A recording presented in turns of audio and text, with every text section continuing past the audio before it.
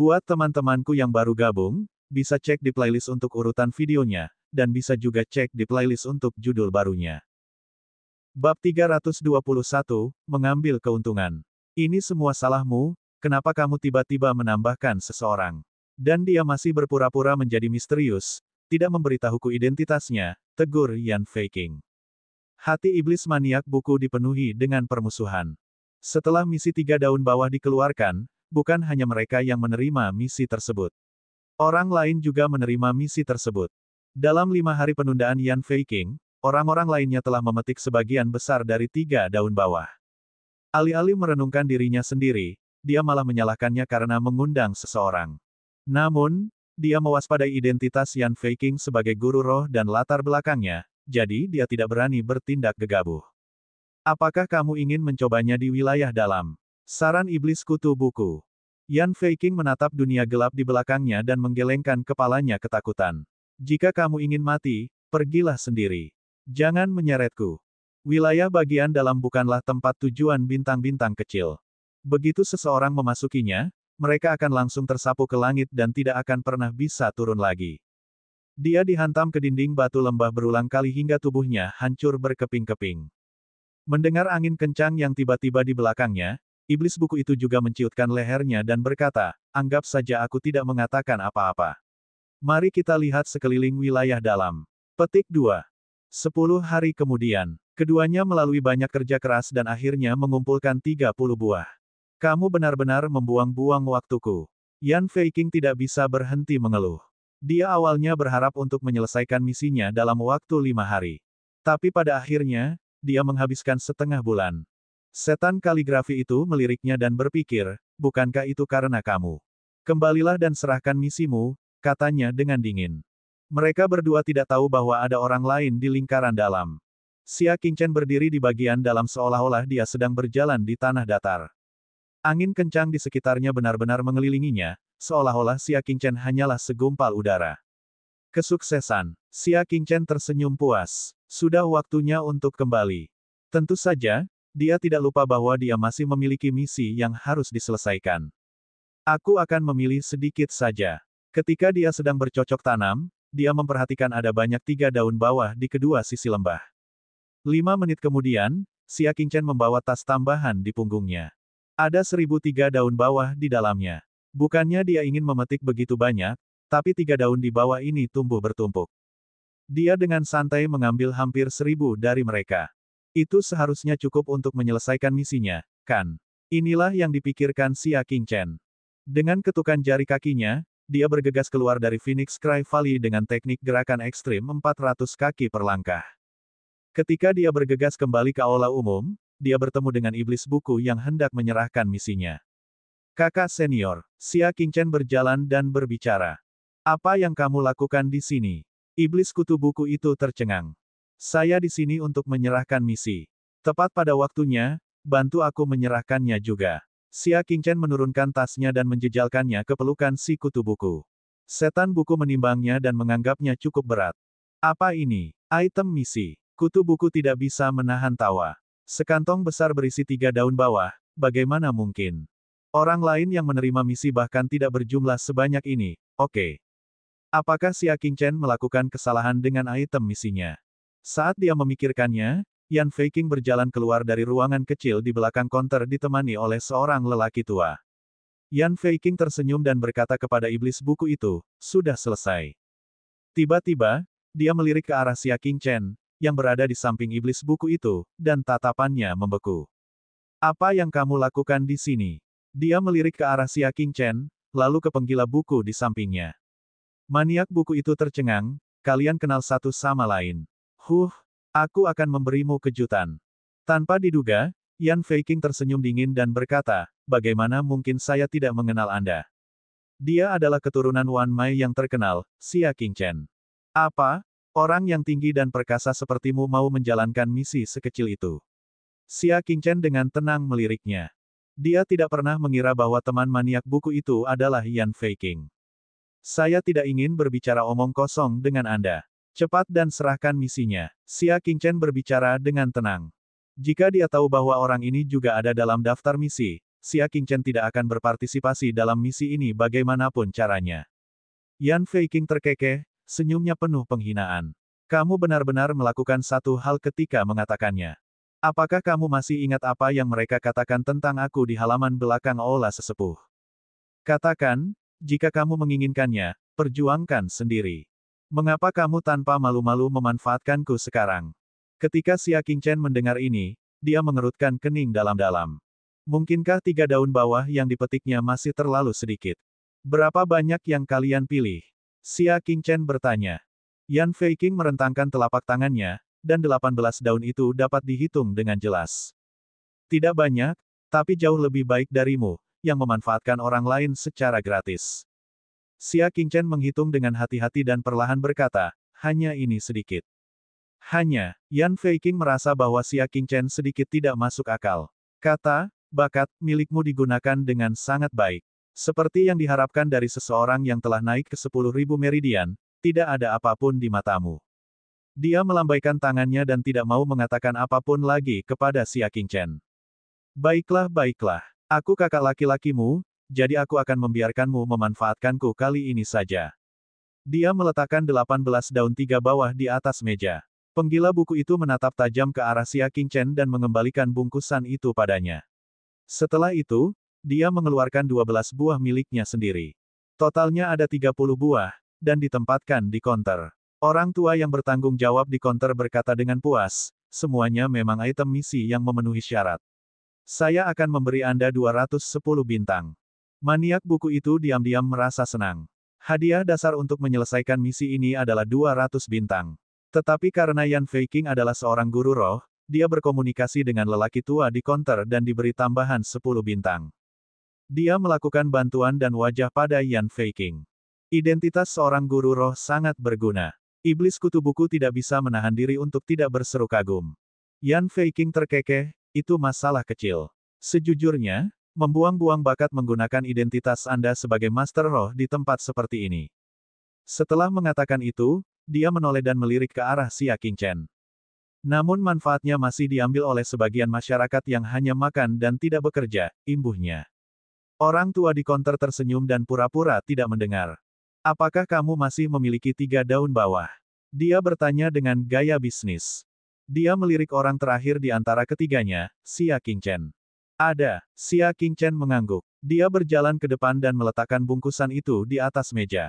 Orang tua itu tidak bisa menahan diri untuk tidak terkejut. Dia memandangi tas besar itu dengan bingung. Apa ini? Item pencarian. Serahkan bersama 2 lainnya. Xia Qingchen berbicara. Yan Fei Qing langsung merasa tidak senang. Xia Qingchen, apa yang kamu lakukan? Jika Anda mengambil beberapa hal acak dan kawin dengan kami, itu akan mempengaruhi imbalan kami. Jika karena item Xia Qingchen evaluasi item misi turun. Jika dia tidak melakukannya dengan baik, dia mungkin tidak mendapat hadiah. Saya sekarang meminta agar kami menyerahkan bagian-bagiannya secara terpisah. Yan Fei Qing mendorong tas Xia Qingchen. Kami akan memberikan apa yang kami inginkan, dan dia akan memberikan apa yang dia inginkan. Kami tidak akan saling mengganggu. Orang tua di konter berkata, itu juga bisa. Kemudian hadiahnya akan didistribusikan sesuai dengan jumlah item quest yang kamu pilih. Jika mereka bekerja sama, imbalannya akan didistribusikan secara merata. Namun jika diserahkan secara terpisah akan dibagikan sesuai jumlah item tugas. Yan Fei Qing menggelengkan kepalanya ke arah Xia Qingchen dan berkata, awalnya ingin membiarkanmu memanfaatkanku, tapi sekarang, kamu bisa pergi dan mendapatkannya sendiri. Maniak buku melihat ini dan menggelengkan kepalanya sedikit. Bab 322 Momen Blabbermouth. Xia Qingchen benar-benar keterlaluan. Bukankah Yan Fei Qing baru saja mengucapkan beberapa kata buruk? Bersabarlah untuk sementara waktu. Tapi sekarang, dia bahkan tidak bisa mendapatkan satu pun hadiah. Orang tua di konter memandang Xia Qingchen dengan tatapan yang dalam. Dia menggelengkan kepalanya tanpa suara dan membuka bungkusan itu.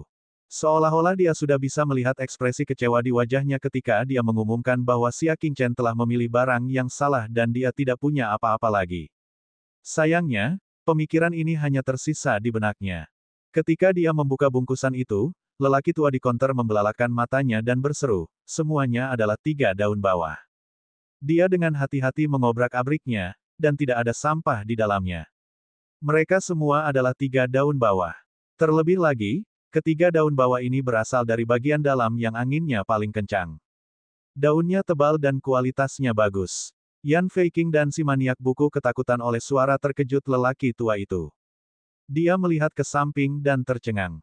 Bundel itu penuh dengan 3 daun bagian bawah. Tapi bagaimana mungkin? Xia Qingchen belum pernah ke lembah Phoenix Cry, jadi dari mana datangnya 3 daun bawah? Saat ini, lelaki tua itu sudah menghitung dengan cepat, dan wajahnya penuh kegembiraan. 1213. Tetua Paviliun Luar Negeri pasti sangat senang. Orang yang mengeluarkan misi tersebut adalah Tetua Paviliun dari Paviliun Luar Negeri. Dia memiliki identitas lain, Master Sekte-Sekte Nebula. Kuantitas dan kualitas 3 daun bawah yang dipetiknya sebelumnya kurang memuaskan. Kepala Paviliun bersiap mengirim orang untuk mengambil risiko memasuki wilayah dalam. Siapa yang mengira bahwa Xia Qingchen akan mengirimkan begitu banyak daun 3 tingkat tinggi?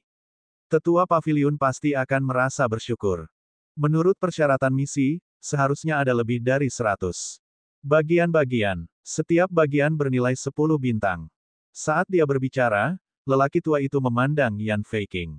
Mengingat permintaan Anda untuk berpisah, 12.130 bintang ini semuanya akan menjadi milik murid ini saja. Anda dan maniak buku tidak berhak mendistribusikannya. Kali ini, wajah Yan Feiqing berubah menjadi hijau. Awalnya, dia bisa mendistribusikan 4.000 bintang secara merata. Pada akhirnya, karena dia berbicara secara tidak bergiliran, semuanya hilang. Iblis kutu buku juga sangat marah. Akhirnya, dia kehilangan kesabaran. Sialan. Apakah otak Anda dipenuhi air? Xia Qingchen awalnya berencana membaginya secara merata dengan kami. Pada awalnya, Xia Qingchen mengambil inisiatif untuk menyarankan agar dia berteman dengannya. Yan Feiqing lah yang tidak ingin membiarkan Xia Qingchen mengambil keuntungan darinya dan ingin berpisah. Pada akhirnya, dia juga terlibat dan kehilangan 4.000 bintang. Itu tadi 4.000 bintang. Bahkan murid-murid di tengah-tengah posisi bintang kecil seperti mereka akan membutuhkan 2 tahun untuk mendapatkan penghasilan sebanyak itu. Xia Qingchen tidak peduli dengan argumen mereka. Dia memandang lelaki tua itu dan merenung, saya punya cukup bintang, bisakah saya menukarnya dengan koin Skymoon? Karena dia telah memutuskan untuk membeli bintang surgawi yang bagus untuk membuka musim semi bintang, dia tidak boleh kekurangan dolar surgawi. Tentu saja, orang tua itu mengangguk gembira. Sebuah bintang di Tanah Suci dapat ditukar dengan 10.000 dolar bulan langit, 12.130 bintang Anda dapat ditukar dengan 121,3 juta dolar bulan langit. 100 juta, masih baik-baik saja. Baiklah, berikan saya kartu Skymoon dengan limit kredit 120 juta. Sisanya akan diberikan kepada kutu buku. Iblis buku yang sedih menjadi bersemangat dan berterima kasih padanya. Terima kasih, saudara muda, terima kasih. 1,3 juta dolar Skymoon bukanlah jumlah yang kecil. Xia Qingchen memperoleh kartu Skymoon 5 warna. Selain 100 juta yang didapatnya dari penjualan hati Diana Fajar, dia kini memiliki kekayaan 200 juta dolar Skymoon. Selamat tinggal. Xia Qingchen menangkupkan tinjunya ke arah iblis buku dan pergi. Iblis kutu buku itu terkekeh, aku tidak mengundang saudara muda Xia tanpa alasan. Perjalanan ke Phoenix Cry Valley tidak sia-sia, tidak sia-sia. Sebagai perbandingan, Yan Feiqing hampir tidak memperoleh apapun. Itu hanya sedikit uang. Yan Feiqing dipenuhi rasa cemburu saat dia menjentikkan lengan bajunya dan kembali ke paviliun roh api. Saat dia hendak mendaki gunung, dia bertemu dengan Lu Yun, yang sedang buru-buru turun gunung berapi. Adik perempuan, apa yang kamu lakukan? Dia bertanya. Ayo pergi dan temukan Xia Qingchen. Lu Yun merasa lelah. 2 bulan lalu, tetua paviliun memerintahkan dia untuk memanggil Xia Qingchen. Pada akhirnya, Xia Qingchen sepertinya telah lenyap dari muka bumi. Dia mencari di seluruh tanah suci, tetapi dia tidak dapat menemukan Xia Qingchen. Dan baru-baru ini, seluruh tanah suci dihebohkan dengan berita tentang Xia Qingchen yang naik ke 10.000 silsilah. Baru setelah itu dia keluar untuk mencari lagi. Untuk apa? Mata Yan Feiqing sedikit berubah. Itu adalah ketua kabinet yang memanggilnya, Lu Yun tidak menyembunyikan apapun. Mendengar ini, Yan Feiqing terkejut. Mungkinkah reputasi Xia Qingchen begitu hebat setelah naik ke 10.000 garis keturunan sehingga bahkan tetua paviliun secara pribadi memanggilnya? Adik perempuan, mengapa kepala paviliun memanggil orang seperti dia? Yan Feiqing bertanya. Kata-kata ini menyentuh hati Lu Yun. Itu benar. Berapa banyak energi dan waktu berharga yang telah dia buang untuk sosok kecil. Sepertinya dia mempunyai bakat sebagai guru spiritual. Orang tua itu ingin mengujinya secara langsung. Lu Yun berkata dengan jujur. Pembicara tidak bermaksud demikian, namun pendengar bersungguh-sungguh. Jantung Yan Fei Qing berdetak kencang. Tidak heran. Tidak heran Xia Qingchen begitu ngotot untuk mendapatkan api surgawi. Jadi ternyata dia juga seorang guru roh. Perasaan bahaya muncul di hatinya. Xia Qingchen sudah sangat luar biasa. Jika dia mendapatkan gelar Master Roh, bukankah dia akan mampu menekannya? Saya pernah berteman dengan orang ini sebelumnya. Dia orang yang sangat kejam dan egois. Apakah begitu? Alis Lu Yun berkedut. Ya, benar. Sejak dia naik ke berbagai silsilah, dia menjadi sombong dan angkuh. Yan Fei Qing berkata dengan serius. Dia memukuli kakak laki-lakinya Lin Haoran di kaki gunung. Kemudian, di Phoenix Cry Valley, dia menelan hadiah demi keuntungannya sendiri. Yan Fei Qing menghela nafas, jika orang seperti itu menjadi guru roh, maka itu akan menjadi aib bagi paviliun roh api. Lu Yun mengerutkan kening dalam-dalam. Jadi dia orang seperti itu. Tapi dia secara pribadi dipanggil oleh tetua paviliun, kata Lu Yun dengan sedikit rasa jijik. Dia tidak ingin orang-orang tidak bermoral bergabung dengan paviliun roh api. Katakan saja pada tetua paviliun bahwa orang ini sombong dan tidak suka datang ke paviliun roh api. Saya yakin kepala paviliun tidak akan terlalu memperhatikan sosok kecil, saran Yan Fei Qing. Mendengar ini, Lu Yun ragu-ragu sejenak.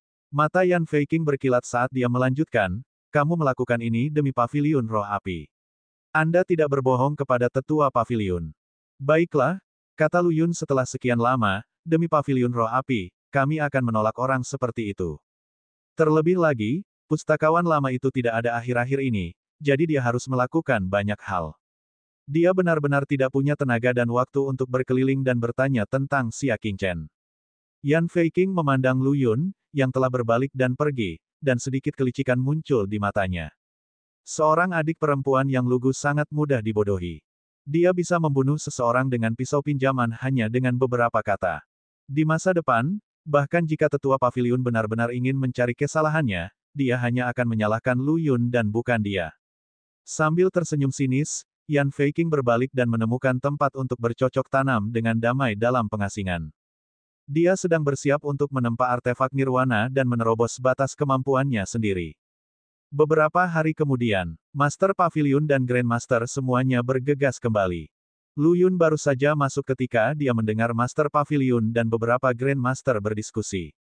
Itu terlalu menakutkan. Sulit membayangkan ada guru roh yang begitu hebat di dunia ini. Ya, pihak lain menyempurnakan artefak nirvana spasial yang paling sulit, dan kualitasnya sempurna. Bahkan lelaki tua dari keluarga kuno Gongliang mungkin tidak dapat mencapai tingkat pencapaian yang begitu mengerikan. Ternyata 20 hari yang lalu, di kota yang jauh dari Sekte Tanah Suci Nebula, harta karun spasial muncul begitu saja dan dijual. Bab 323, aku tidak sebaik dia. Ketika Paviliun Roh Api menerima berita itu, mereka segera bergegas untuk menawarnya. Setelah mengamati artefak spasial nirwana, mereka terkejut saat mengetahui bahwa teknik penempaannya terlalu menakutkan. Tidak ada satupun cacat pada artefak spasial. Itu sempurna. Tidak banyak orang di seluruh Sky Moon Ridge yang bisa mencapai keterampilan luar biasa seperti itu. Hanya monster tua dari klan kuno Gongliang, yang statusnya tidak diketahui, yang mungkin mampu bersaing dengannya. Saya tidak tahu dari kekuatan mana dia berasal, kata Master Paviliun dengan nada berat. Saat mereka berbicara, mereka memperhatikan bahwa Lu Yun sedang berdiri di luar pintu, tidak berani masuk. Mereka berhenti berbicara dan memberi isyarat padanya untuk masuk. Salam, Master Paviliun. Lu Yun berkata dengan hormat. Ya, Master Paviliun mengangguk sedikit. Apakah semuanya baik-baik saja selama 20 hari kita pergi? Petik 1. Semuanya normal, Master Paviliun. Master Paviliun sedikit mengangguk. Dia kemudian memikirkan sesuatu dan bertanya dengan cemberut, murid Xia Qingchen itu, apakah kamu sudah menemukannya? Petik 1. Jejak rasa bersalah muncul di wajah Lu Yun, tapi dia memaksa dirinya untuk tetap tenang dan berkata, temukan. Oh. Di mana dia? Mata Master Paviliun berbinar. Lu Yun berkata dengan tidak tergesa-gesa, dia tidak akan datang. Alis panjang Master Paviliun itu bergerak sedikit. Tidak datang. Ya, dia berpikir bahwa pencapaiannya sangat tinggi, jadi dia meremehkan datang ke paviliun roh api, kata Lu Yun. Apakah seperti ini? Master Paviliun bergumam pada dirinya sendiri, sementara Grandmaster di sekitarnya tidak bisa duduk diam. Bukankah anak ini terlalu memikirkan dirinya sendiri? Kami hanya memujinya sedikit, dan dia benar-benar menganggap dirinya seorang master. Dengan hati seperti itu, sulit untuk sukses di jalur Master Roh. Master Paviliun terdiam beberapa saat sebelum menghela nafas. Paviliun Roh Api tidak kekurangan satu atau dua murid. Lu Yun menghela nafas lega. Lu Yun, tiba-tiba Master Paviliun berkata, kamu harus mempersiapkannya dengan hati-hati. Perwakilan dari keluarga Gongliang kuno mungkin akan segera hadir. Lu Yun segera menjadi gugup. Keluarga Gongliang Gu adalah keluarga guru roh unik di punggung Bukit Langit Bulan. Setiap generasi akan menghasilkan beberapa guru roh yang berbakat. Perwakilan guru roh muda dari generasi ini telah menantang generasi guru roh yang sama dari 7 negeri suci. Hanya Sekte Tanah Suci Nebula yang belum tiba. Sebagai Master Roh Jenius paling menonjol di Tanah Suci Sekte Nebula, Lu Yun harus menghadapi tantangan dari pihak lain. Keberhasilan atau kegagalan akan mempengaruhi kehormatan dan aib Sekte Nebula. Murid ini patuh. Lu Yun berkata dengan gigi terkatup. Jadi bagaimana jika mereka adalah keluarga Master Roh? Apa yang dia, Lu Yun, harus takuti? Sedikit yang dia tahu. Di kota tertentu, Gongliang Yun dan beberapa pemuda dan pemudi lainnya berdiri dengan hormat di depan beberapa tetua. Di hadapan mereka, mereka sudah menyiapkan segala macam barang bawaan dan bersiap untuk pulang. Wajah lembut Gongliang Yun terasa dingin. Paman ke-9, bukankah kamu memutuskan untuk kembali? Petik 1. Awalnya, mereka tidak berencana pergi ke Sekte Nebula setelah menantang 7 negeri suci besar. Namun, saat ini, dia tiba-tiba berubah pikiran. Paman ke-9 adalah seorang pria parubaya dengan wajah terbakar. Dia berkata dengan suara yang dalam, ingin kamu menguji level Master Roh di Tanah Suci Sekte Nebula. Gongliang Yun menggelengkan kepalanya, tidak ada guru roh yang layak diperjuangkan di Tanah Suci Sekte Nebula. Orang yang paling menonjol di generasi ini bernama Lu Yun, bukan? Dari informasinya, itu biasa saja, bahkan bukan guru roh terlemah di antara kita, apa gunanya menantangnya? Adapun para guru roh lainnya dari 7 negeri suci, masih ada beberapa yang bisa dilihat. Namun, tidak ada satupun guru spiritual di Tanah Suci Sekte Nebula. Oleh karena itu, dia tidak berencana pergi ke Sekte Tanah Suci Nebula. Lu Yun memang biasa saja. Namun, artefak spasial telah muncul di kota di dalam Tanah Suci Sekte Nebula. Apa? Gongliang Yun dan yang lainnya terkejut. Ada kurang dari 10 artefak spasial di seluruh Sky Moon Ridge. Namun, apa hubungannya dengan tantangan terhadap tempat suci Sekte Nebula? Tapi intinya bukanlah artefak nirwana, tapi orang yang menyempurnakannya terlalu brilian. Kata Paman ke-9 dengan tatapan serius. Tidak peduli betapa cemerlangnya itu tidak mungkin lebih tinggi dari leluhur lama di klan kuno Gongliang kita, kan? Gongliang Yun bertanya dengan heran. Paman ke-9 menatapnya dengan ekspresi rumit. Nenek moyangnya juga ada di sana. Paman 9 menarik napas dalam-dalam, setelah dia melihat artefak spasial, katanya, dia hanya mengucapkan 4 kata. Para remaja putra dan putri mendengarkan dengan penuh perhatian tanpa berkedip. Kata nenek moyang, mata Paman ke-9 dipenuhi dengan keraguan dan kekecewaan. Aku tidak sebaik dia. Gongliang Yun langsung membatu. Keyakinan tertentu dalam hatinya tiba-tiba runtuh. Emosi seperti kehilangan, kegelisahan, dan kebingungan melonjak bagaikan air pasang. Nenek moyang lama selalu menjadi kepercayaan terbesar keluarga Gu di Gongliang. Kini, leluhur tua itu justru mengakui bahwa dirinya lebih rendah. Saya menduga orang itu berasal dari Tanah Suci Sekte Nebula. Oleh karena itu, saya ingin Anda menantangnya dan menguji level murid baru. Jika orang itu benar-benar dari Sekte Tanah Suci Nebula. Dengan bimbingannya, standar pemula tidak boleh rendah. Setelah memahami niat Paman ke-9, Gongliang Yun menarik napas dalam-dalam. Serahkan padaku. Seperti semua anggota keluarga Gu lainnya di Gongliang, dia merasa seolah ada batu berat di dadanya. Itu sangat berat sehingga mereka sulit bernapas. Pada waktu itu, Tanah Suci Sekte Nebula, Pulau Jiwa, Xia Qingchen saat ini sedang memurnikan api surgawi yang merupakan hadiah dari urat api. Ini adalah bola api surgawi berwarna ungu. Setelah menyatu dengan api surgawi sedingin es yang pucat, itu membentuk nyala api 2 warna. Menatap api yang menari, Xia Qingchen perlahan mengangguk. Saya bisa mencoba memalsukan artefak nirvana tingkat pertama. Graji, yang sedang bermain di samping, matanya berbinar. Tuan Chen, Anda dapat memalsukan artefak nirvana tingkat tinggi sekarang. 5 hari yang lalu, Driuji dan Zhang Lianxing berhasil membawa kembali kartu Sky Moon senilai 500 juta.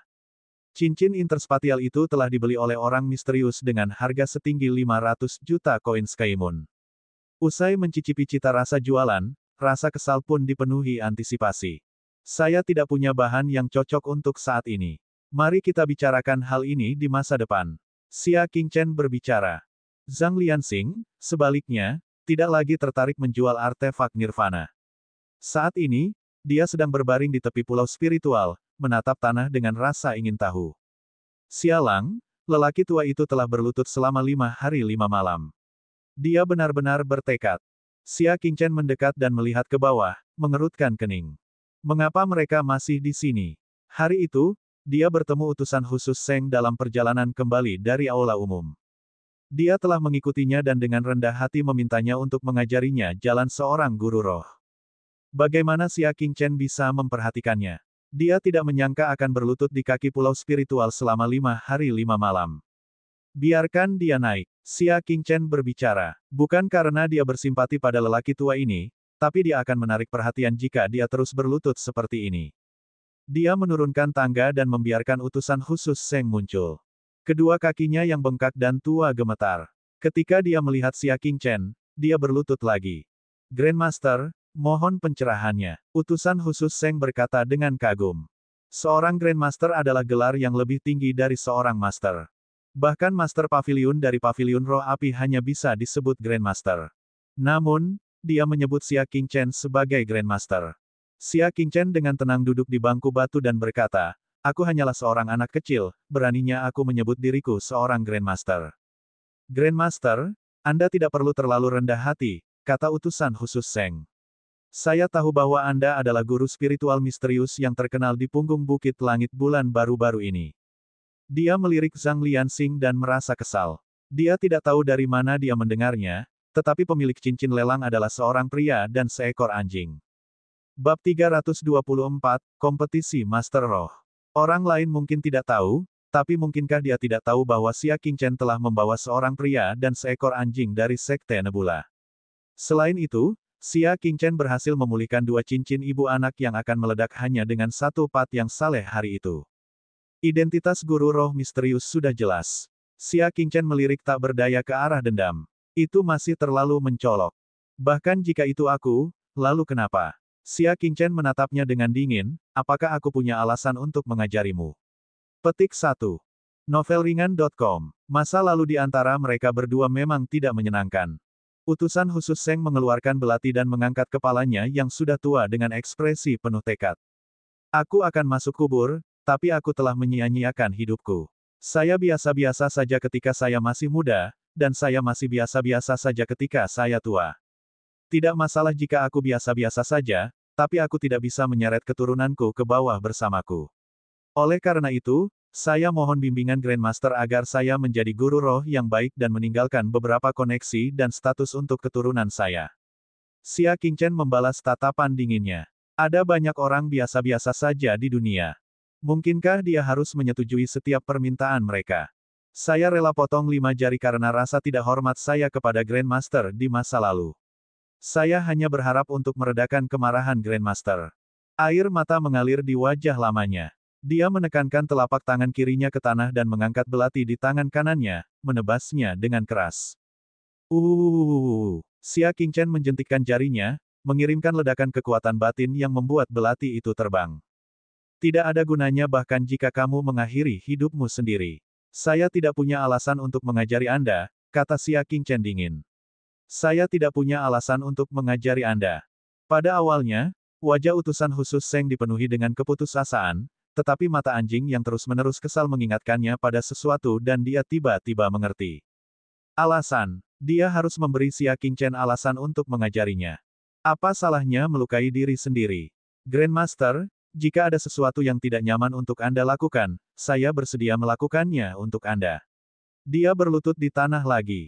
Meskipun kata-kataku tidak terlalu berpengaruh, aku sudah berada di Tanah Suci selama bertahun-tahun dan memiliki koneksi. Saya bisa melakukan banyak hal untuk Grandmaster. Kali ini, Xia Qingchen tidak menolaknya. Ah, benarkah? Saya punya permintaan, bisakah Anda melakukannya? Ya, Guru Besar. Utusan khusus Seng sangat gembira, tolong beri saya perintah Anda. Saya ingin mencari seseorang. Dia telah hilang selama setahun. Sosok Zhao Churan muncul di benak Xia Qingchen. Saya kenal wakil ketua Aula Misi, kata utusan khusus Seng. Saya juga mengenal para penguasa kota di banyak kota dan banyak murid yang telah bepergian sejak lama. Kita mungkin punya harapan jika kita memobilisasi kekuatan mereka. Mata Xia Qingchen berbinar. Dia membutuhkan seseorang seperti itu. Dia segera menggambar potret Zhao Churan. Ciri-cirinya sangat jelas, dan dia tampak seperti peri dalam lukisan. Pergi dan lakukan itu. Aku akan mengajarimu lagi. Dengan gembira, utusan khusus Seng mengambil potret itu. Mahasiswa terima kasih. Guru besar, kamu tidak memiliki kualifikasi untuk menjadi muridku, kata Xia Qingchen acuh tak acuh, kamu tidak memiliki kualifikasi untuk menjadi muridku. Ya, pelayan tua ini berterima kasih kepada Grandmaster. Utusan khusus Seng segera mengubah perkataannya. Sehari kemudian, dia membuat salinan potret itu dan menyerahkannya, berhasil menyelesaikan tugasnya. Selanjutnya, mereka tinggal menunggu tanggapannya. Xia Qingchen memenuhi janjinya. Pertama-tama saya akan memeriksa yayasan Anda. Setelah banyak bertanya dan mengamati, dia mengerutkan kening dan berkomentar, apakah ambang batas guru roh begitu rendah hari ini? Anda bisa menjadi spiritualis bintang 1,5. Petik 2. Di zamannya, pengetahuan teoritis seorang spiritualis bintang 1,5 sangat kokoh. Sebaliknya, utusan khusus Seng masih setengah matang dan tidak sepenuhnya memahami banyak hal. Utusan khusus Seng tersenyum pahit di dalam hatinya. Standar Xia Qingchen terlalu tinggi. Levelnya telah diuji secara khusus, dan dia adalah seorang spiritualis bintang 1,5 sejati. Pada akhirnya, dia menerima evaluasi seperti itu. Selanjutnya, saya akan memberi Anda beberapa panduan sederhana berdasarkan situasi Anda. Seberapa banyak yang dapat Anda ingat tergantung pada Anda. Berdasarkan informasi yang dimilikinya, Xia Qingchen melakukan analisis sistematis dan teoritis. Dalam praktik pengoperasiannya, ia juga banyak memberikan pengalaman. Setengah bulan berlalu, utusan khusus Seng jelas merasa bahwa dia telah mengalami banyak kemajuan. Di masa lalu, sangat sulit dan mudah untuk gagal menempa artefak nirvana level 1,5. Kini, dia bisa dengan mudah mencapainya. Jika bukan karena api surga terlalu lemah, dia memiliki kepercayaan diri untuk menempa artefak nirvana tingkat kedua. Dapat dikatakan bahwa levelnya telah mengalami perubahan yang luar biasa. Tentang saat ini, paviliun roh api di tengah tanah suci mulai membunyikan bel. Asyik dalam studinya, utusan khusus Seng tersadar dari linglungnya dan mengeluh, menyebalkan sekali, kenapa dia harus memilih kali ini. Jika itu terjadi di masa lalu, dia akan sangat antusias dengan pemanggilan paviliun roh api. Tapi sekarang, dia membencinya karena mengganggu studinya. Xia Qingchen menghentikan pengajarannya. Lanjutkan, saya juga ingin berkultivasi dalam pengasingan untuk jangka waktu tertentu. Selama setengah bulan ini, dia memberikan petunjuk dan mengembangkan teknik jantungnya pada saat yang bersamaan. Sekarang, dia telah berhasil mengembangkan basis budidayanya hingga puncak tingkat nirwana ke-9 dari tahap konstelasi utama. Selama dia memiliki bintang surgawi, dia dapat menerobos ke posisi bintang kecil kapan saja. Terima kasih atas bimbingan Anda, Grandmaster. Pelayan tua ini akan pergi dulu. Utusan khusus Seng bergegas kembali ke paviliun roh api. Setelah bertanya-tanya, dia menemukan bahwa itu adalah bakat baru dari klan kuno Gongliang. Dia segera pindah ke alun-alun vulkanik. Di sana, perwakilan kedua belah pihak sudah berada di tempatnya. Lu Yun adalah perwakilan dari paviliun roh api. Di pihak klan kuno Gongliang, itu adalah Gong Liang Yun.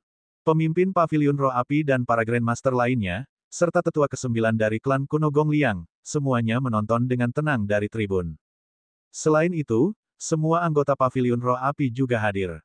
Master paviliun dan tetua ke-9 mengobrol dan tertawa. Bakat mulia Gong Liang Yun sungguh luar biasa. Saya mendengar bahwa dia menguasai api surga pada usia 9 tahun dan mulai belajar cara menempa artefak nirwana. Puji Master Paviliun. Sayang sekali 9 tahun telah berlalu dan saya masih lemah. Saya belum mencapai banyak hal, kata tetua ke-9 dengan rendah hati. Dia memandang Lu Yun dan memujinya. Lu Yun dari sektemu cukup terkenal. Dia terkenal bahkan di Sky Moon Ridge. Bahkan, dia juga ingin memuji prestasi Lu Yun. Namun, setelah pencarian yang cermat, dia benar-benar tidak dapat menemukan catatan pertempuran Lu Yun yang luar biasa. Dia hanya bisa menggunakan kata "terkenal" untuk memberikan ringkasan yang ambigu. Kata Master Pavilion dengan canggung. Gong Liang Yun dan Lu Yun memiliki usia yang sama, dan keduanya memiliki pemahaman yang baik. Yun, dalam nama mereka. Namun, bakat Master Roh mereka terlalu berjauhan. Mereka sama sekali tidak berada pada level yang sama. Mari kita mulai. Master Pavilion terbatuk-batuk. Baiklah, tetua ke-9 tersenyum. Di atas panggung. Pertandingan dimulai. Hakim mengumumkan. Kedua belah pihak harus berhasil menyempurnakan artefak nirvana tingkat pertama, tanpa pengait bulan, dalam waktu setengah hari. Pada akhirnya, kami akan menilai siapa yang lebih baik berdasarkan kualitas produknya. Suara mendesing. Keduanya segera mulai menyempurnakan. Lu Yun sangat tenang saat dia memilah bahan-bahannya. Dia sangat berhati-hati dan serius dengan setiap item. Sebagai perbandingan, Gong Liang Yun, yang berada di seberangnya, tampak sangat berpengalaman. Hampir semua materi disortir hanya dengan sekali pandang. Para anggota Pavilion Roh Api yang menyaksikan berseru dalam hati mereka. Meski berada di pihak yang berseberangan, mereka harus mengakui bahwa Gong Liang Yun terlalu menonjol. Tingkat keterampilan itu sebanding dengan banyak guru roh yang lebih tua. Utusan khusus Seng melihat ini dan memuji, IAS diharapkan dari bakat yang dikembangkan oleh klan kuno Gong Liang, dia memiliki begitu banyak pengalaman. Namun, menurut Grandmaster Xia, ini hanyalah keterampilan dasar seorang guru spiritual. Mereka yang tidak dapat mencapainya tidak berhak menyebut dirinya guru spiritual. Memikirkan hal ini, utusan khusus Seng tersenyum pahit lagi. Standar Grandmaster Xia terlalu tinggi. Bab 325 sangat sederhana. Menurut standarnya, tidak ada murid baru di Pavilion Roh Api yang memenuhi syarat. Setelah 1 jam, Gong Liang Yun telah memilah bahan-bahan tersebut dan segera mulai menciumnya. Proses peleburannya juga luar biasa. Kelihayan, ketenangan dan rasa percaya diri itulah yang membuat banyak generasi tua semangat. Tuan merasa malu. Utusan khusus Seng sedikit mengangguk. Jika itu terjadi setengah bulan yang lalu, dia akan merasa rendah diri. Tapi sekarang, dia merasa itu biasa saja, dan dia bahkan bisa menemukan banyak kekurangan darinya. Yang terakhir adalah peralatan konsolidasi. Keahlian Gong Liang Yun sangat tinggi, dan dia mampu mengembunkan cairan yang tidak stabil dalam waktu singkat. Tidak ada tanda-tanda ketidakstabilan selama periode ini. Para anggota Pavilion Roh Api tidak bisa menahan diri untuk tidak bertepuk tangan. Tekniknya sungguh menakjubkan. Ya, tanpa cacat apapun. Ada kurang dari 20 orang dalam Roh Api. Pavilion siapa yang bisa melakukan ini? Dia baru berusia 18 tahun. Jika dia mencapai usia kita, saya tidak dapat membayangkan betapa cemerlangnya dia. Mungkin inilah kejeniusan sejati. Hanya utusan khusus Seng yang mengerutkan kening dan menggelengkan kepalanya. Tekniknya terlalu rendah. Itu bisa meningkatkan kualitas artefak nirvana 1 tingkat. Dibandingkan dengan pujian yang lain, meremehkan utusan khusus Seng sangat mendadak. Sulit bagi Gong Liang Yun untuk tidak menyadarinya. Dia melirik utusan khusus Seng, lalu membuang muka seolah-olah tidak terjadi apa-apa dan menyelesaikan proses konsolidasi. Namun, saat ini, Lu Yun baru saja meleleh. Kemajuannya lebih lambat 1 ketukan. Sedikit mengertakkan giginya, Lu Yun mulai mengkonsolidasikan wujudnya. Dibandingkan dengan teknik Gong Liang Yun, seseorang bahkan tidak dapat melihatnya secara langsung. Tidak lama setelah terbentuk, artefak nirwana menunjukkan tanda-tanda meledak. Meskipun dia dengan cepat menekannya, itu masih meninggalkan celah dangkal pada artefak nirvana. 2 jam kemudian, dia telah berhasil menyempurnakan bulan tanpa kait. Hehe, mari kita bandingkan, kata sesepuh ke-9 sambil tersenyum. Ketika 2 bulan tanpa kait ditempatkan di depan Master Pavilion dan tetua ke-9. Wajah mantan itu penuh rasa malu. Keduanya adalah bulan tanpa kait, tapi sekilas, keduanya bukanlah artefak nirwana yang sama. Bulan tanpa kait yang disempurnakan oleh Gong Liang Yun memiliki tampilan yang proporsional, permukaan halus, dan garis urat yang jelas. Itu adalah hasil kerja yang sempurna. Kalau begitu, lihat milik Lu Yun. Warnanya hitam, bentuknya bengkok, dan penuh retakan, seperti barang tua yang hendak dibuang. Menurut peringkat, yang disempurnakan oleh Gong Liangyun dapat dinilai sebagai artefak nirvana tingkat 7 tingkat tinggi. Paling-paling, milik Lu Yun hanya bisa dievaluasi sebagai artefak nirvana tingkat rendah kelas 2. Lupakan, ini adalah kesalahan paviliun roh api kami karena dianggap lebih rendah. Master Paviliun mengakui kekalahan dengan sangat cepat. Lalu bagaimana jika dia tidak mengaku kalah? Haruskah dia terus merasa malu? Ia hanya ingin mengakhiri kompetisi ini dengan disparitas yang besar secepatnya. Tetua ke-9 sangat kecewa. Standar para murid di Sekte Tanah Suci Nebula lebih rendah dari yang diharapkan. Dia sepertinya tidak diinstruksikan oleh seorang ahli. Tapi dia tidak menyerah. Hehe, Master Paviliun, kita sudah bertahun-tahun tidak bertemu. Mengapa kita tidak memanfaatkan kesempatan ini untuk bertukar beberapa petunjuk? Tetua ke-9 ingin menguji Master Paviliun. Bagaimana jika ahli tersembunyi itu adalah penguasa Paviliun Roh Api? Meski kemungkinannya sangat kecil, Master Paviliun Roh Api merenung sejenak dan mengangguk dengan berat. Tapi kita hanya akan melakukan sedikit pertarungan sastra. Menyempurnakan artefak nirwana di tempat bisa memakan waktu setengah hari atau bahkan beberapa hari, dan ini terlalu memakan waktu. Tetua ke-9 setuju dan mengeluarkan sebuah gulungan. Ada total 100 pertanyaan. Ini adalah gulungan ujian yang diturunkan di klan Gong Liang kuno. Tidak sulit. Jika Master Paviliun dapat menjawab setengah dari pertanyaan dengan benar, saya akan kalah. Mata tetua ke-9 berkedip. Faktanya, ini adalah pertanyaan yang diajukan secara pribadi oleh nenek moyang lama klan kuno Gong Liang. Tujuannya adalah untuk mengamati beberapa tetua. Kesulitannya, itu sebanding dengan naik ke surga. Penatua ke-9 memutar otak tetapi hanya berhasil menjawab 20 pertanyaan.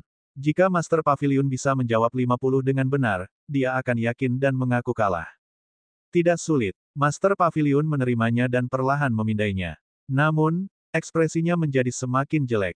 Ini tidak sulit. Paling-paling, dia hanya bisa menjawab 10 di antaranya dengan akurat. Sedangkan sisanya, mereka tidak memahaminya sama sekali atau hanya memiliki sedikit pengetahuan. Tidak mungkin menjawab setengahnya. Lapisan tipis keringat muncul di dahinya. Kali ini, dia takut kehilangan muka. Di keramaian, dengan tangan di lengan bajunya, utusan khusus Seng berjinjit dan menjulurkan lehernya untuk melihat gulungan itu. Setelah melihat sekilas, dia bergumam, itu memang tidak sulit. Ini cukup sederhana. Saat ini banyak orang dan berisik, sehingga tidak banyak orang yang mendengar kata-kata tersebut. Namun, ini termasuk Gong Liangyun. Dia berbalik untuk menatap utusan khusus Seng dan mendengus. Konyol.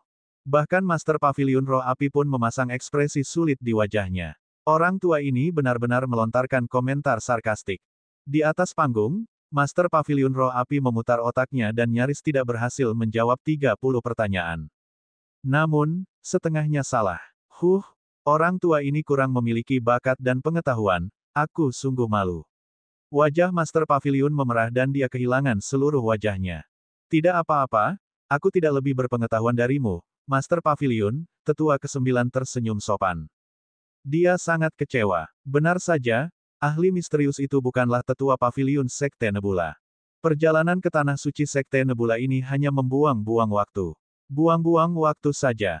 Jika dia tahu lebih awal, dia akan kembali lebih awal. Lain kali, dia tidak akan pernah datang ke Sekte Tanah Suci Nebula. Saat ini, di tengah kerumunan, utusan khusus Seng, yang sedang menonton pertunjukan, bergumam dengan tatapan curiga, seharusnya tidak demikian. Pertanyaan sederhana seperti itu, tetapi Master Paviliun hanya menjawab 15 pertanyaan dengan benar. Petik 1. Secara kebetulan, Gong Liangyun mendengar kata-kata, konyol, itu lagi. Dia mudah marah. Melihat acara hari ini sangat formal, dia menahannya. Siapa yang mengira utusan khusus Seng akan mengucapkan kata-kata yang tidak dapat ditoleransi berulang kali? Pria tua, aku sudah lama menoleransimu. Gong Liangyun meletakkan tangan kirinya di pinggangnya dan memegang cambuk dengan tangan kanannya. Dia memelototi utusan khusus Seng. Utusan khusus Seng takut dengan nama keluarga Gong Lianggu, jadi dia secara alami mengecilkan lehernya dan tidak berani menjawab. Namun, keributan di sini sudah menarik perhatian semua orang yang hadir. Yunjer, jangan bersikap kasar pada kesempatan serius seperti ini. Tetua ke-9 memarahi dengan cemberut. Gong Liangyun marah, dia menunjuk ke hidung utusan Seng yang pemalu. Orang tua ini benar-benar hebat. Suatu saat, dia mengatakan bahwa teknik pembuatan artefak nirwana saya lebih rendah, dan saat berikutnya, dia mengatakan bahwa pertanyaannya terlalu sederhana. Saya sudah cukup. Mendengar ini, Master Pavilion memandang utusan khusus Seng dengan pandangan tidak puas. Seng Kangyi, bagaimana kamu bisa bersikap kasar kepada tamu? Kenapa kamu tidak meminta maaf? Nama asli utusan khusus Seng adalah Seng Kangyi. Dia berkata tanpa daya, saya hanya mengatakan kebenaran. Nona Gong Liangyun ini terlalu sensitif. Saya sensitif. Gong Liangyun menunjuk hidungnya sendiri dan tertawa marah. 01 kawan, apakah kamu sangat pintar? Nadanya besar sekali. Seng Kangyi takut dengan kesombongan Gong Liangyun. Dia mundur beberapa langkah dan berkata dengan lemah, ya. Gong Liangyun tertawa dan melompat ke atas panggung. Dia mengambil gulungan dan pena itu dan memasukkannya ke dalam pelukan Seng Kangyi. Ayo, tuliskan untukku. Mengapa saya harus menulisnya? Seng Kangyi mendorongnya menjauh. Gong Liangyun memiliki keinginan untuk memukul seseorang sambil mencibir. Bukankah kamu mengatakan bahwa pertanyaannya sederhana? Ayo tunjukkan padaku. Jika kamu tidak bisa melakukannya, tutup mulut lamamu. Bahkan orang jujur pun bisa marah. Setelah dipaksa berkali-kali, Seng Kangqian menjadi marah. Dia mengambil gulungan dan kuas. Aku akan melakukannya. Apa susahnya itu? Seng Kangqian memelototi Gong Liangyun. Sungguh, kenapa pertanyaan sederhana seperti itu terasa begitu sulit? Bab 326, tidak lebih dari ini. Kamu menulis cukup cepat. Gong Liangyun mencibir dingin seolah sedang menonton lelucon. Namun lambat laun, Gong Liangyun tidak bisa tersenyum lagi. Dia paling dekat dengan Seng Kangyi dan bisa melihat isinya dengan jelas. Meskipun dia tidak bisa menjawab pertanyaan apapun, jawaban Seng Kangyi sepertinya metodis dan tidak diisi secara acak. Waktu berlalu dengan lambat. Hanya dalam waktu setengah dupa, Seng Kangyi telah menyelesaikannya dalam sekali jalan. Saya selesai. Dia menjejalkan gulungan dan pena kuas itu kembali ke tangan Gong Liangyun. Yang terakhir menatap Seng Kangyi dengan curiga, apa gunanya menulis cepat? Anda masih harus menjawab dengan benar. Berbalik, dia melompat ke atas panggung dan menyerahkan gulungan itu kepada tetua ke-9, paman ke-9, lihatlah. Kamu sangat tidak kenal ampun. Tetua ke-9 mencela. Dari sudut pandangnya, Gong Liangyun telah bertindak terlalu jauh, mengapa membuang-buang waktu dan terlalu perhitungan dengan siapapun. Master Pavilion dari Pavilion Roh Api hanya dapat menjawab 15 pertanyaan dengan benar. Berapa banyak jawaban yang benar yang bisa diberikan oleh seorang murid lama dengan status rendah? Namun, karena gulungan itu telah dikirimkan, dia masih harus melihatnya. Matanya menyapu. Namun, matanya tidak bisa lagi meninggalkan gulungan itu. Ekspresi wajahnya berubah dari tenang menjadi terkejut, lalu terkejut, dan akhirnya menjadi terkejut. Sampai saat ini, dia sangat linglung. Master Pavilion menoleh dan berkata, mungkinkah kamu mendapatkan beberapa di antaranya, kan? Baru pada saat itulah tetua ke-9 kembali sadar. Dia menarik napas dalam-dalam dan menatap Seng Kangyi dengan ngeri. Dia bergumam, hampir. Master Pavilion terkejut karena Seng Kangyi benar-benar dapat menjawab beberapa pertanyaan sulit tersebut dengan benar. Tingkat keahliannya sangat tinggi. Mengapa saya tidak melihatnya sebelumnya? Namun, tetua ke-9 menambahkan. Ubah kata-kata yang benar menjadi salah, dan itu saja. Master Pavilion tercengang. Setelah berganti pakaian, apakah itu berarti dia hanya melakukan sedikit kesalahan? Hanya sedikit kesalahan. Master Pavilion mengambil gulungan itu dengan bingung dan melihatnya secara pribadi. Saat dia melihatnya, dia berkata, bagaimana ini mungkin? Namun, dia segera tidak dapat berbicara. Jawaban pada gulungan itu memang sempurna. Seng Kangyi bahkan telah menuliskan jawaban yang benar atas pertanyaan yang salah. Master Pavilion sejenak linglung oleh jawaban yang sangat indah itu. Tetua ke-9 menatap tajam ke arah Seng Kangyi, matanya dipenuhi dengan emosi yang rumit. Dia hanya menjawab 3 pertanyaan dari 100 pertanyaan. Gong Liangyun terkejut. Dengan tatapan tidak percaya, dia mengamati Seng Kangyi yang tampak biasa saja. Dia tidak mengetahui satu pun pertanyaan itu. Mungkinkah orang tua di depannya adalah seorang ahli yang tak terduga? Seng Kangyi tahu bahwa dia telah melakukan 3 kesalahan dan menyalahkan dirinya sendiri. Aku benar-benar sepotong kayu busuk. Bahkan seorang Grandmaster telah menjelaskan masalahnya, dan saya sebenarnya bisa membuat 3 kesalahan. Ketika saya kembali, saya harus terus fokus pada studi saya. Semua orang bingung ketika mendengar ini. Dia masih belum puas dengan hasil seperti itu. Dengan itu, Seng Kangyi berbalik dan keluar dari kerumunan. Tuan, harap tunggu. Tetua ke-9 berdiri dan melangkah ke depan Seng Kangyi, menghentikannya. Dia mengungkapkan senyuman hangat dan ekspresi serius. Bolehkah saya tahu siapa Grandmaster yang Anda bicarakan? Bisakah kamu memperkenalkan dia kepada kami? Dia terkejut. Sebenarnya ada seorang Grandmaster yang mengajar orang tua yang luar biasa ini. Dia yakin bahwa Grandmaster adalah eksistensi yang menakutkan yang bahkan sang patriark harus mengakui bahwa dia lebih rendah darinya. Di atas panggung, Master Pavilion akhirnya sadar kembali. Dia juga menyadari siapa yang dibicarakan oleh Grandmaster Seng Kangqian. Matanya menunjukkan ekspresi ekstasi saat dia bergegas dan berdiri di depan tetua ke-9. Dia tersenyum dan berkata, "Tetua ke-9, perdebatan hari ini berakhir di sini. Silakan kembali. Tunggu sebentar, aku masih ingin bertemu. Teman-teman, suruh tamu itu pergi. Tuan Pavilion, mohon buat pengecualian. Suruh tamu itu pergi." Orang-orang dari klan kuno Gongliang hampir semuanya diusir dari Pavilion Roh Api. Selanjutnya, mereka ditatap oleh puluhan murid dan tidak diperbolehkan naik gunung lagi. Pria tua, tetua ke-9 berkata dengan penuh kebencian. "Ini hanya pertemuan, aku tidak akan memakannya. Namun sejujurnya, jika ada keberadaan seperti itu di klan kuno Gongliang, mereka tidak akan pernah mengizinkan orang luar untuk bertemu dengannya." Gongliang Yun sangat terkejut. Tempat kecil seperti Sekte Tanah Suci Nebula memiliki tuan yang begitu menakutkan. Dia tidak bisa membayangkan orang seperti apa dia. Tetua ke-9 merasa cemas. "Ayo pergi. Kami akan kembali ke klan dulu. Kami akan melaporkan masalah ini kepada atasan dan meminta mereka mengambil keputusan." Tidak peduli apa, klan kuno Gongliang tidak akan melepaskan kesempatan untuk mengenal guru surga seperti itu.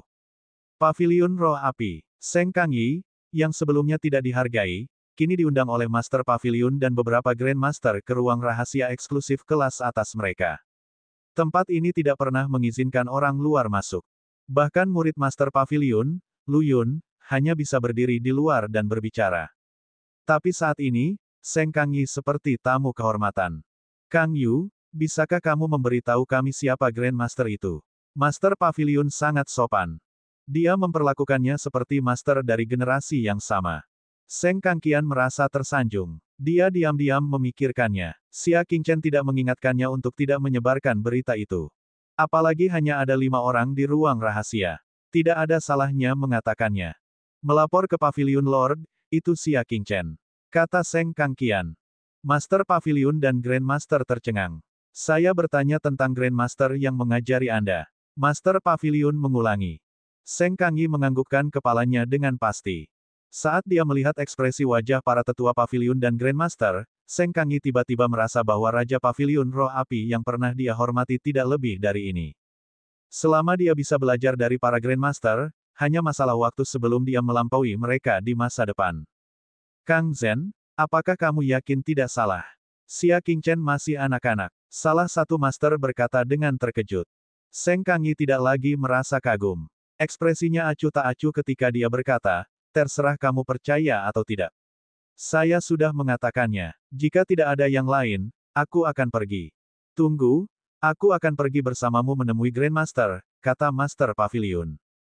Seng Kangyi tidak menolak. "Saya tidak bisa memutuskan apakah Grandmaster bersedia bertemu dengan Anda atau tidak. Mereka tiba di dasar pulau spiritual. Bukankah ini pulau spiritual orang tua itu, Yan Wuhui?" tanya Master Pavilion dengan heran. "Ya," Seng Kangqian mengangguk. "Yan tua telah menyerahkan pulau jiwa kepada Grandmaster." Mendengar ini, Master Pavilion berpikir keras.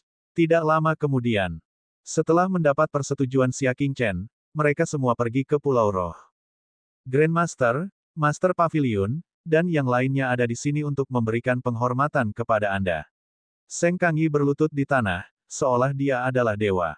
Xia Qingchen sedikit mengangguk. Dia mengira dia akan mengekspos dirinya sendiri ketika dia mengajar Seng Kangyi. Namun, bukan masalah besar jika dia terekspos. Apa masalahnya? Xia Qingchen duduk di bangku batu, tidak bergerak sedikit pun. Dia tidak punya niat sedikit pun untuk bangun menyambut mereka. "Kamu mengajari Seng Kangyi," kata Master Pavilion dengan ketidakpastian. Ya, dia menerima jawaban afirmatif. Master Pavilion menjadi bingung. Dia masih curiga bahwa pemuda di depannya adalah Grandmaster yang menakutkan itu. Hanya ketika Xia Qingchen dengan lembut menjepit cincin di ibu jarinya dan mengeluarkan kitab suci tulisan tangan dari udara, mereka menjadi pucat karena terkejut. Bab 327, Grandmaster di atas. Artefak Nirwana Spasial. Setelah diperiksa lebih dekat, cincin spasial itu mirip dengan cincin di pelelangan. Warna, tekstur, dan bahannya semuanya sama persis. Pada titik ini, bagaimana mungkin mereka masih ragu? Kami memberikan penghormatan kepada Grandmaster. Master Pavilion dan beberapa Grandmaster segera berlutut dan bersujud, hati mereka dipenuhi dengan keterkejutan. Guru roh menakutkan yang mengguncang punggung bukit langit dan bulan berada di tanah suci Sekte Nebula dan dia masih muda. Tidak ada yang akan percaya ini. Xia Qingchen dengan ramah menerima busur mereka dan dengan tenang berkata, kamu boleh bangkit. Dia menyerahkan gulungan itu kepada Seng Kangyi. Saya mungkin harus melakukan perjalanan jauh segera. Saya mengatur gulungan ini, sehingga Anda dapat mempelajarinya sendiri.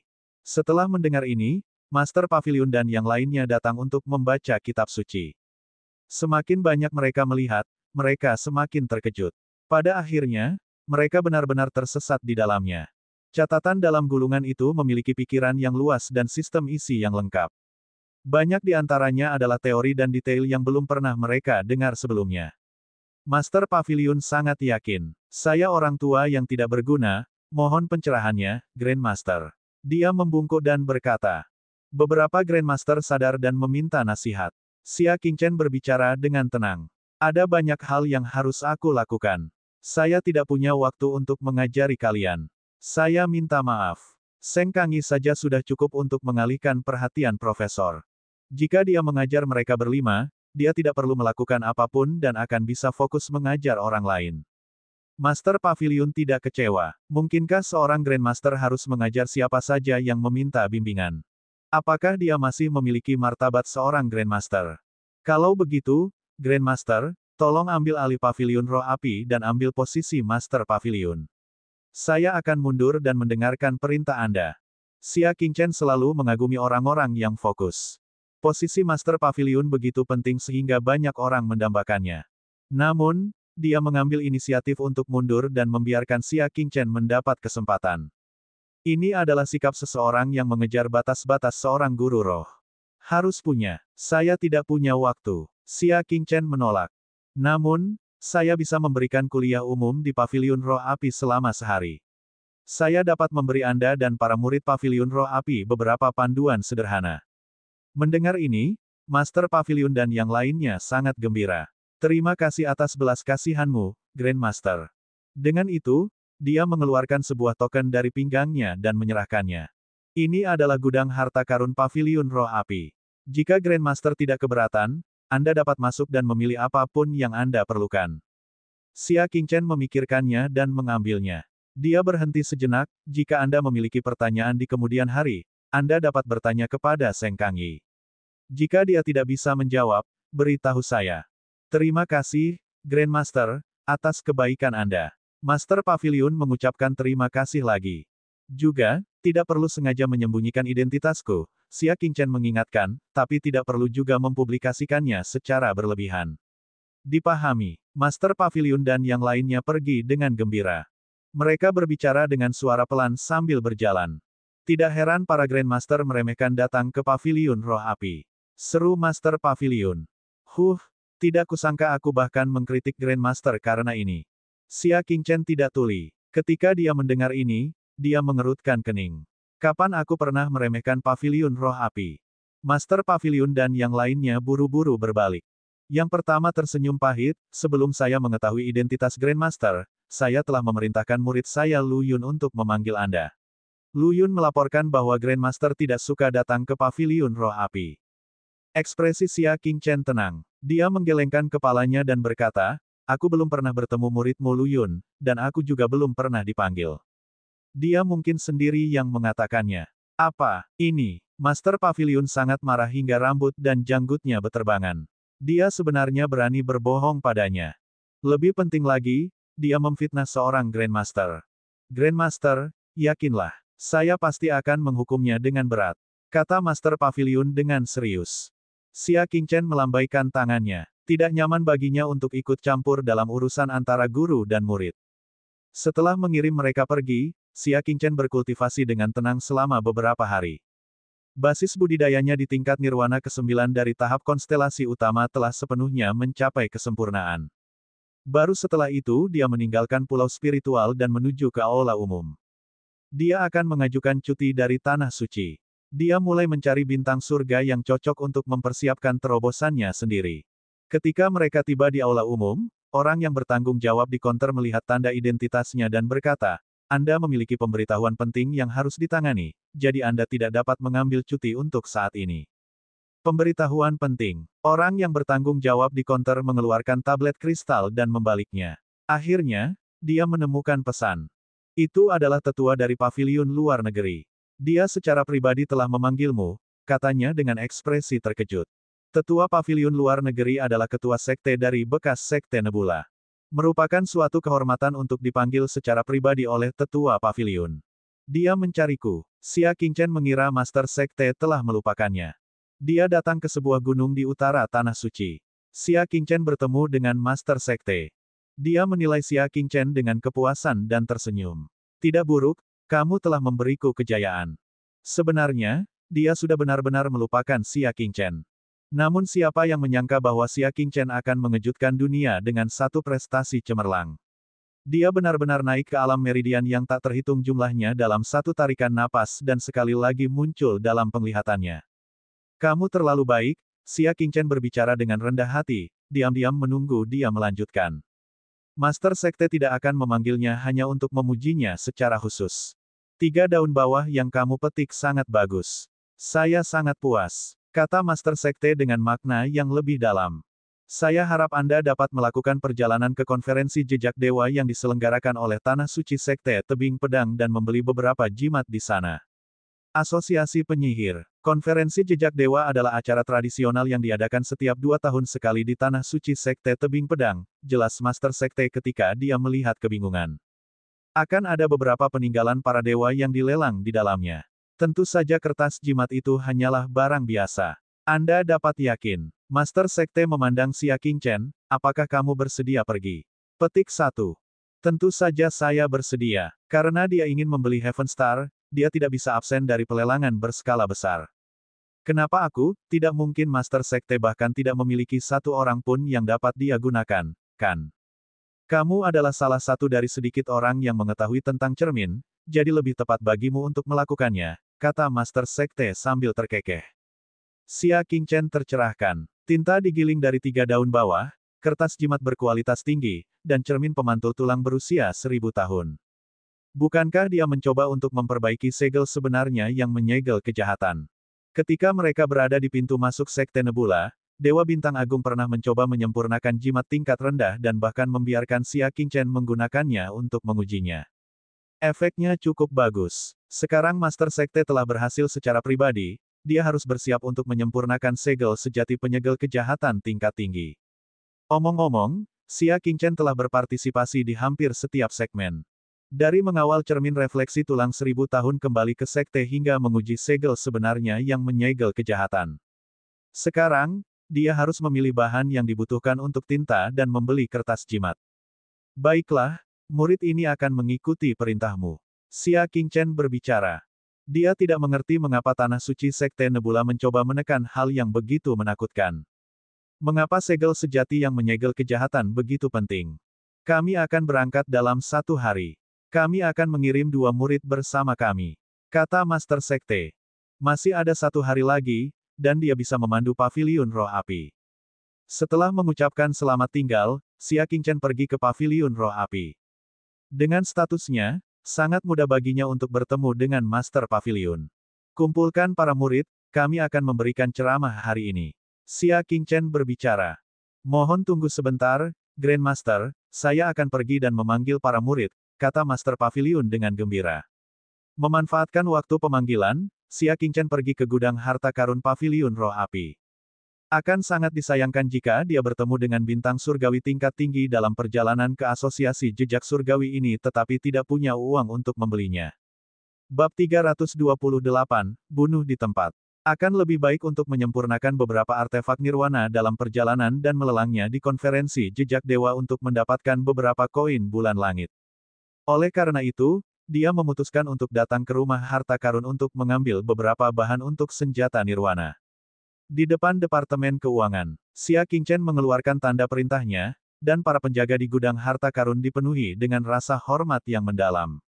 Ini adalah tanda Master Pavilion, yang memiliki kekuatan untuk mengambil harta tak terbatas. Selain itu, dia punya prioritas. Silakan masuk. Para penjaga membiarkan mereka masuk. Xia Qingchen masuk dan matanya berbinar. Pavilion Roh Api memang kaya akan sumber daya. Dia telah memilih beberapa set bahan artefak nirwana yang bagus, yang seharusnya mampu menyempurnakan beberapa artefak nirwana tingkat pertama. Saat dia merasa puas dan bersiap untuk pergi, tiba-tiba, dia menghentikan langkahnya, pandangannya tertuju pada kotak kristal yang tersegel. Ada bola angin hijau di dalamnya, menyerang maju mundur. Kadang-kadang, itu akan membentuk peta. Bentuk anginnya, Xia Qingchen tercengang. Ada beberapa peta khusus yang tidak perlu digambar dengan kuas tulis tradisional. Sebaliknya, ia ditarik oleh angin. Bentuk angin di depannya adalah sebuah peta. Saat dia hendak mengambilnya, sebuah tangan tiba-tiba terulur dari sisi berlawanan rak dan mengambil kotak kristal itu terlebih dahulu. Saya akhirnya mendapatkannya. Aku butuh banyak usaha. Xia Qingchen menoleh dan menemukan bahwa orang ini sebenarnya adalah Yan Feiqing. Yan Feiqing menundukkan kepalanya, matanya dipenuhi dengan kegembiraan. Aku bisa menggunakannya untuk menyempurnakan beberapa artefak nirvana atribut angin. Ini jelas merupakan peta yang mungkin berisi harta karun. Dia benar-benar menggunakannya untuk menyempurnakan senjata. Benar-benar menyia-nyiakan pemberian dewa, seolah merasakan bahwa orang di seberangnya sedang menatapnya. Yan Feiqing mengangkat kepalanya. Baru sekarang dia menyadari bahwa orang di seberangnya sebenarnya adalah Xia Qingchen. Mengapa kamu di sini? Yan Feiqing tidak percaya. Hanya anggota Pavilion Roh Api yang bisa memasuki gudang harta karun. Selain itu, dia harus memberikan kontribusi. Mengapa Xia Qingchen lari ke sini? Siapa yang mengizinkanmu masuk? Yan Feiqing berjalan mengitari rak dan datang ke hadapan Xia Qingchen, menanyainya. Seseorang yang tidak boleh kamu sakiti, kata Xia Qingchen dengan tenang. Master Pavilion telah mengizinkannya masuk, jadi mengapa dia harus menerima pertanyaan Yan Feiqing? Tidak mampu menyinggung perasaan. Yan Feiqing tidak berpikir bahwa sebagai anggota Pavilion Roh Api, dia tidak mampu menyinggung orang luar. Penjaga, penjaga, Yan Feiqing dengan dingin berteriak. Segera, penjaga di pintu bergegas masuk dan berkata dengan suara yang dalam, keributan apa yang terjadi? Yan Feiqing menunjuk ke arah Xia Qingchen, orang ini bukan anggota Pavilion Roh Api kami. Mengapa dia bisa memasuki gudang harta karun Pavilion Roh Api kita? Petik 2. Penjaga itu melirik ke arah Xia Qingchen, lalu ke Yan Feiqing. Xia Qingchen adalah orang yang memegang token Master Pavilion. Tapi Yan Feiqing bukan hanya murid senior, dia juga memiliki latar belakang yang dalam. Dia juga tidak mampu menyinggung perasaan mereka. Dia punya bukti yang tepat, dia bukan orang yang mencurigakan. Penjaga itu berkata tanpa ekspresi. Bukti resmi. Yan Feiqing mengerutkan kening. Dia belum pernah mendengar ada orang luar yang mendapatkan izin masuk ke gudang harta karun Pavilion Roh Api. Bicaralah dengan jelas, buktinya apa? Yan Feiqing bertanya. Itu adalah tanda identitas Master Pavilion. Penjaga itu tidak berdaya dan hanya bisa berkata. Apa? Murid Yan Feiqing menyusut. Bagaimana mungkin? Token Master Pavilion adalah simbol otoritas tertinggi di Pavilion Roh Api. Melihat pesanan itu seperti melihat Master Pavilion. Itu setara dengan segel giok kekaisaran kaisar yang fana, dan seseorang dapat menguasai dunia dengannya. Bagaimana Master Pavilion bisa memberikan tanda penting seperti itu kepada orang luar yang tidak penting? Konyol. Tanda asli Master Pavilion tidak pernah meninggalkan sisinya. Tokennya kemungkinan besar palsu. Yan Feiqing memarahi. Segera jatuhkan dia. Penjaga itu merasa bersalah. Dia memang belum memeriksa keaslian token tersebut. Yang mulia, tolong tunjukkan token Anda lagi. Xia Qingchen tanpa ekspresi saat dia mengeluarkan token Master Pavilionnya dan melemparkannya ke pihak lain. Penjaga itu melihatnya dan merasa bahwa itu benar. Yan Feiqing mengambilnya dan melemparkannya ke tanah setelah melihat sekilas. Dia berkata dengan dingin, lihat saja dan saya tahu itu palsu. Dia tidak akan pernah percaya bahwa Master Pavilion akan sebodoh itu memberikan tanda asli kepada murid kecil orang luar. Bahkan dia tidak menerima perlakuan seperti itu, jadi bagaimana Xia Qingchen bisa menerimanya? Token itu hanya bisa dipalsukan. Seorang murid lemah berani menipu gudang harta karun Pavilion Roh Api dengan token palsu. Yan Feiqing melepaskan kekuatan bintang kecil tingkat menengah. Saya punya alasan untuk mencurigai bahwa Anda adalah penjahat dari bulan gelap. Alisnya dipenuhi dengan niat membunuh saat dia menggunakan posisinya untuk membalas dendam pribadi. Berlututlah di tanah sekarang dan saya masih bisa memberi Anda kesempatan untuk menjelaskan diri Anda sendiri. Dengan kata lain, jika mereka tidak patuh, mereka akan langsung dibunuh. Xia Qingchen melirik token perintah yang telah dilempar ke tanah. Tinggalkan token di sini. Kalau punya tulang punggung, jangan diambil nanti. Xia Qingchen berbalik dan pergi dengan wajah tanpa ekspresi. Dengan ketukan kakinya, dia mengaktifkan Moon Shadow. Sosoknya seperti cahaya bulan yang kabur saat dia menghilang dalam sekejap. Alis Yan Feiqing berkerut, dan matanya yang dingin memancarkan cahaya yang tajam dan dingin. Dia berteriak, sampaikan perintah bahwa bandit bulan gelap ditemukan melanggar Departemen Keuangan. Jika perlu, beritahu seluruh tanah suci. Bagaimana jika mereka menolak? Penjaga itu bertanya. Bunuh mereka di tempat. Niat membunuh Yan Feiqing meningkat. Dia mencibir di dalam hatinya. Dosa surga dapat dilakukan, tetapi dosa diri sendiri tidak dapat dijalani. Jika Xia Qingchen jujur dan berperilaku baik, dia tidak akan bisa melakukan apapun padanya. Namun, dia telah memalsukan token dan menerobos masuk ke gudang harta karun. Kini, dia bahkan menolak penyelidikan. Bahkan jika dia membunuhnya sekarang, tidak ada yang akan bersimpati padanya. Sambil mencibir, Yan Feiqing memimpin dan mengejar mereka. Namun, teknik gerakan Xia Qingchen telah mencapai 400 kaki dengan satu langkah. Dalam waktu singkat, dia benar-benar kehilangannya. Saat dia hendak melanjutkan pengejarannya, bel berbunyi. Yan Feiqing mengerutkan kening. Kenapa terlambat sekali? Ketika klan kuno Gongliang menantangnya, dia sedang berkultivasi secara tertutup. Dia tidak bisa melewatkan pemanggilan ini. Aku akan membiarkanmu berlari lebih lama.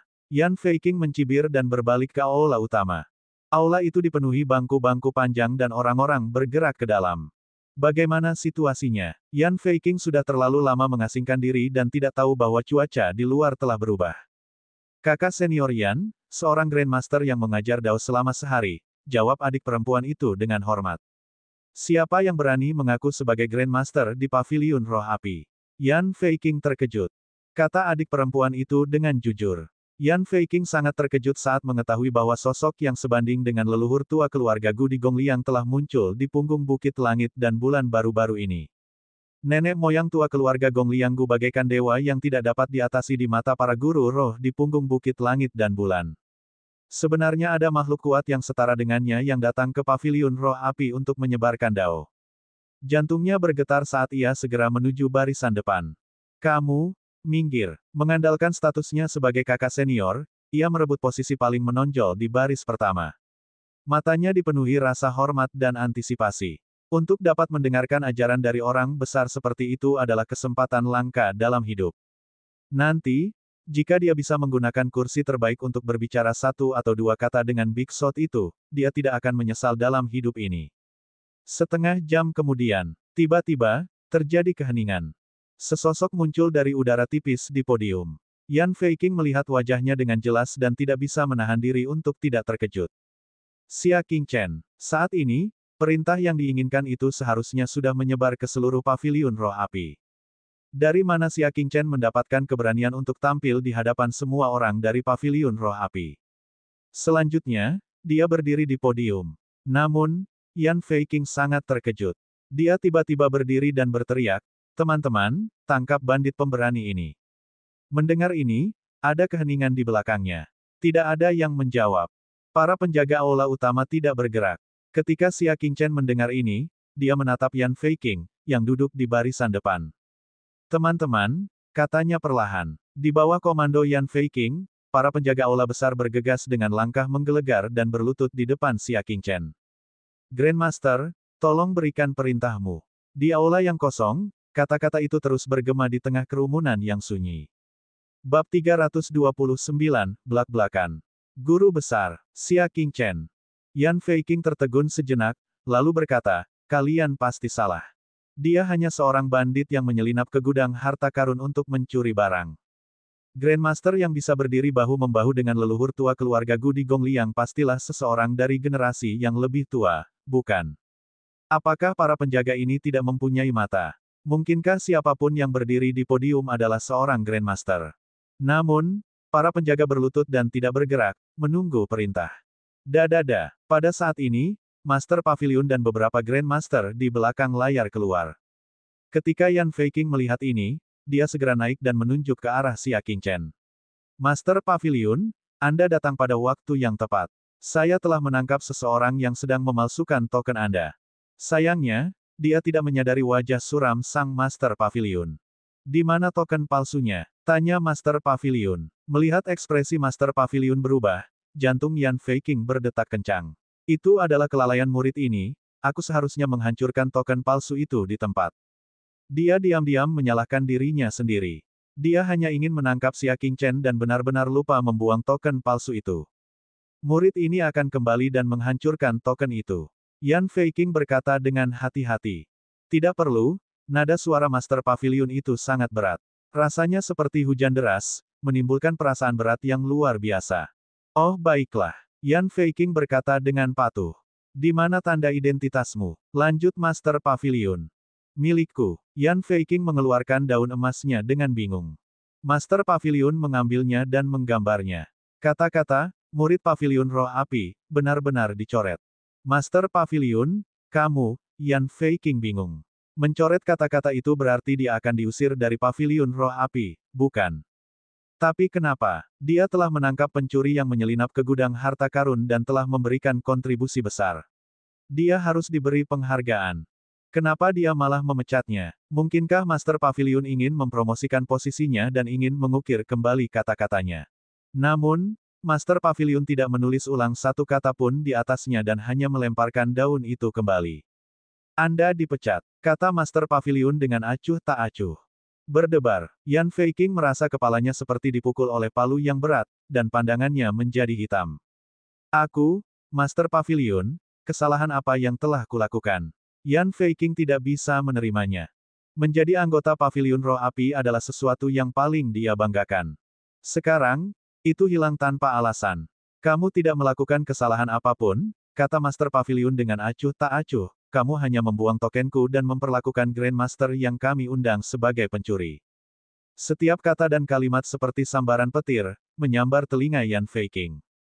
Pikirannya kosong. Lalu, apakah itu benar-benar tanda dari Master Pavilion? Dan pemuda yang berdiri di podium juga merupakan Grandmaster tingkat Master Surga. Untungnya, Grandmaster selamat dan sehat. Kalau tidak, 10 nyawa saja tidak akan cukup untuk membayarnya. Master Pavilion menggoyangkan lengan bajunya. Gelombang kekuatan batin menjatuhkannya ke tanah. Atas nama Master Pavilion, dengan ini saya mengumumkan bahwa Yan Feiqing dikeluarkan. Ngomong-ngomong, kirimkan permintaan ke Tanah Suci untuk memecatnya. Wajah Master Pavilion itu gelap. Dia tidak hanya ingin melepaskan identitasnya di Pavilion Roh Api, dia juga ingin mengusirnya dari tempat suci Sekte Nebula. Mendengar ini, para penjaga segera mengambil tindakan dan menahan Yan Feiqing. Namun, sebelum mengusirnya, mereka menggeledahnya dan meninggalkan semua barang milik Pavilion Roh Api. Ini termasuk bentuk angin. Kemudian, Yan Feiqing dibawa keluar. Matanya dipenuhi dengan pantulan dari Tuan Pavilion dan 5 Grandmaster, yang terus membungkuk dan meminta maaf kepada Xia Qingchen. Suara menyalahkan diri sendiri dari Master Pavilion terdengar samar-samar. Tidak apa-apa, itu bukan salahmu. Yah, aku suka kotak kayu itu. Grandmaster, jika kamu menyukainya, silakan ambil, hehe. Akhirnya, Yan Feiqing terlempar ke kaki gunung berapi. Ada seorang gadis muda sedang menyapu lantai di tangga. Melihat Yan Feiqing yang kebingungan, dia meludah ke tanah. Petik 2 tanda seru. Kamu pantas mendapatkannya. Dia mendongak. Gadis muda itu tidak lain adalah Lu Yun, yang telah dihukum olehnya karena menyapu lantai. Yan Feiqing sangat kecewa. Dalam sekejap, dia telah berubah dari murid Pavilion Roh Api yang memiliki masa depan cerah menjadi seseorang yang tidak punya apa-apa. Setelah beberapa lama, dia menenangkan diri dan mengepalkan tinjunya. Kehilangan saya adalah kerugian Tanah Suci. Aku, Yan Feiqing, hanya bersedia datang ke Tanah Suci karena aku memberimu wajah. Suatu hari nanti, aku akan membuatmu menyesali ini. Mata Yan Feiqing dipenuhi kebencian saat dia meraung. Lu Yun mundur sedikit karena ketakutan. Jauh di lubuk hatinya, rasa cemburu yang mendalam tumbuh. Yan Feiqing tidak memiliki Tanah Suci, tetapi dia masih memiliki latar belakang. Latar belakang yang membuat orang iri. Konon kakeknya dulunya adalah kepala pelayan di keluarga setengah dewa. Meski sudah pensiun ke ladang, ia masih bisa berbincang sedikit dengan anggota keluarganya. Selama keluarga setengah dewa mau membuat pengaturan, kemana Yan Feiqing tidak bisa pergi. Sekte yang rusak, aku tidak akan melayanimu lagi. Yan Feiqing melemparkan token identitasnya ke tanah dan pergi dengan terengah-engah.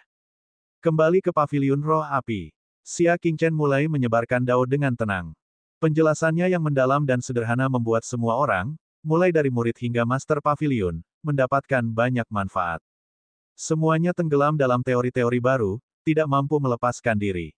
Setelah menyampaikan dao, Xia Qingchen kembali ke Pulau Roh dan mengemasi barang-barangnya. Keesokan paginya, dia pergi dengan dendam.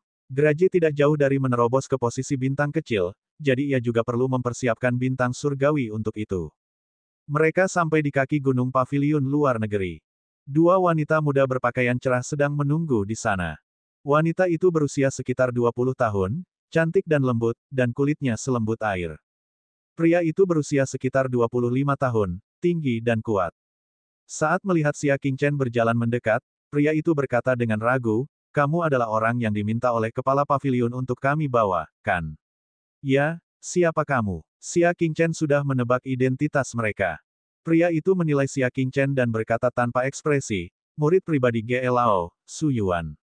Ada rasa bangga pada perkataannya. Wanita yang sedang menggendong anak kucing yang sakit-sakitan itu berkata tanpa melihat ke atas. Murid paviliun luar negeri, kasihanilah dia. Jelas bahwa mereka berdua tidak terlalu ramah terhadap Xia Qingchen. Xia Qingchen mempertahankan sopan santun dasarnya dan berkata, Xia Qingchen menyapa kakak laki-laki dan perempuan senior. Mendengar ini, Su Yuan terkejut. Xia Qingchen. Kedengarannya familiar. Lian Renjiao tiba-tiba mengangkat kepalanya dan menatap Xia Qingchen dengan matanya yang seperti kristal. "Apakah kamu murid yang baru saja naik ke 10.000 silsilah?" Xia Qingchen mengangguk. Wajah awalnya apatis Lian Renjiao segera tersenyum. Dia berjalan mendekat dan menilai Xia Qingchen. "Aku tidak menyangka akan bertemu denganmu secara langsung. Namamu dikenal di seluruh Tanah Suci. Kamu terlalu baik." Xia Qingchen tersenyum. "Kalau begitu, apakah kamu sudah bergabung dengan Jurang Maut sekarang?" Lian Renjiao bertanya. Sebelum Xia Qingchen bisa menjawab, Su Yuan terkekeh. Jurang bukanlah tempat yang bisa dimasuki sembarang orang. Meningkat ke 10.000 meridian tidaklah buruk, tapi kamu sedang bermimpi jika kamu pikir kamu bisa masuk hanya dengan itu. Sebagai murid dari tetua paviliun luar negeri, dia pernah melamar untuk bergabung dengan Jurang Maut, tetapi dia ditolak. "Kakak senior Su, mengapa kamu berbicara seperti itu?" Lian Renjiao mencela. Su Yuan menggenggam tangannya ke arah Xia Qingchen, tampak meminta maaf, "Hehe, aku orangnya lugas. Jika Anda ingin mengatakan sesuatu, katakan saja. Adik muda Xia, jangan dimasukkan ke dalam hati." Bab 330, mengobrol. Mengolok-olok pemikiran aneh orang lain, dan bahkan mengaku terus terang. Jika itu adalah Master Pavilion, apakah dia masih berani menjadi Frank? Xia Qingchen tersenyum, "Tidak apa-apa. Saya mengerti. Saya juga berharap kakak senior Su akan menutup mulutnya jika dia tidak bisa berbicara." Mata Su Yuan melotot dan dia hendak menegur. Xia Qingchen berbicara dengan tidak tergesa-gesa. "Saya juga orang yang lugas. Tolong jangan pedulikan aku, kakak senior Su." Karena itu, Su Yuan tidak bisa kehilangan kesabarannya. Mungkinkah dia hanya diperbolehkan menjadi Frank? Setelah menatap Xia Qingchen, Su Yuan berbicara dengan dingin, "Ini sudah larut, ayo pergi." Wuh. Seekor burung besar turun. Itu adalah burung yang sama yang menyambut Xia Qingchen, Wei Zehu, dan yang lainnya dari gerbang gunung saat itu. Sekelompok orang melompat dan mendatangi rumah besi. "Adik perempuan Lian, serahkan Cuiwa padaku." Su Yuan memilih posisi tengah dan berkata. Lian Renjiao membelai kucing kecil di pelukannya dan duduk di sampingnya. Dia berkata dengan nada meminta maaf, "Terima kasih atas perhatian Anda, kakak senior Su." Yang terakhir menggendong kucing kecil itu di pelukannya dan menggunakan teknik jari khusus untuk memijat tubuh kucing kecil itu. Kucing yang awalnya sakit itu mengerang dengan nyaman. Penyakitnya sedikit berkurang. Kakak senior benar-benar tahu banyak tentang binatang iblis. Lian Renjiao berseru kagum. Su Yuan terkekeh dan berkata dengan tidak peduli, binatang iblis sama seperti manusia. Mereka akan menjadi tua, sakit, dan mati. Saat ini, Cui Hua sedang sakit. Lihatlah warna rambutnya, giginya, dan lidahnya. Anda dapat melihat penyakitnya. Berdasarkan pengalamanku selama bertahun-tahun dalam merawat binatang iblis, pasti ada semacam penyakit di tubuhnya. Mendengar penjelasan Su Yuan yang terstruktur dengan baik, Lian Renjiao memberinya tatapan kagum. Kakak senior Su memang murid paling menonjol di paviliun luar negeri. Anda tahu segalanya, bahkan cara memperlakukan binatang iblis. Paviliun luar negeri menangani urusan luar negeri dan menerima tamu asing.